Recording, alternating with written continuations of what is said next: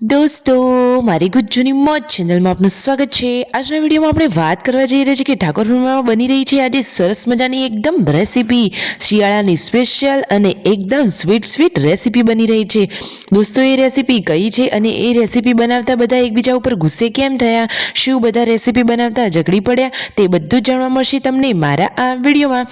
મારી ચેનલ ઉપર નવા હોય તો ચેનલને ફટોફટ લાઈક, શેર એન્ડ સબસ્ક્રાઇબ કરી દો। Full video in Thakor family blog channel દોસ્તો, ફૂલ વિડીયોની લિંક ડિસ્ક્રિપ્શનમાં મૂકેલી છે, ત્યાં જઈને તમે આખો વિડીયો વોચ કરી શકો છો। આવી ટૂંકી ટચુકડી લાઈવ લેટેસ્ટ એન્ડ ટ્રેન્ડિંગ માહિતી મેળવવા માટે મારી ચેનલને સબસ્ક્રાઇબ કરવાનું તો ભૂલતા જ નહીં।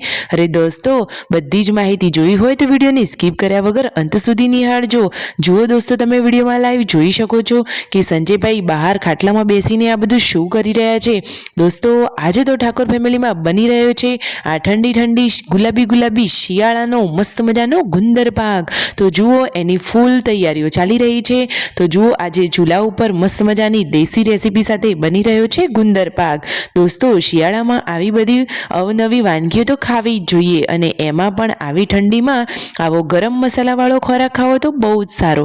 વિડીયોમાં જુઓ કે દેશી ચૂલા ઉપર મોટી કડાઈ મૂકી અને સંજયભાઈ હવે ગુંદર પાક બાંધવાની તૈયારી કરી રહ્યા છે, અને તેમના મમ્મી તેમને હેલ્પ કરી રહ્યા છે, અને શિલ્પા ભાભી બધો સામાન એમાં એડ કરતા જાય છે। જુઓ, ખાટલામાં ઘણો બધો સામાન મૂકી દીધો છે। અરે દોસ્તો, આ બનાવતા બધા લોકો શું ઝઘડી પડ્યા હતા?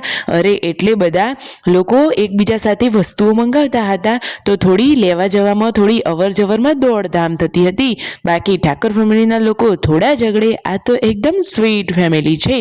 સાચી વાત ને? તમે વિડીયોમાં જુઓ, એમને સરસ મજાનું ઘી ગરમ કર્યું, અંદર ગોળ નાખ્યો, પછી સરસ મજાનો ગુંદર પણ નાખી દીધો, અને પછી ડ્રાયફ્રૂટ તો થોડા ઓછા નાખ્યા હોય, બાકી તપેલી ભરીને સરસ મજાના કાજુ, બદામ, પિસ્તા અને સરસ મજાના નાખી દીધા છે અંદર ગરમ મસાલા। તો દોસ્તો, આ બધું જ એડ કરી હવે ફાઇનલી ગુંદર પાક રેડી થવાની તૈયારીમાં જ છે।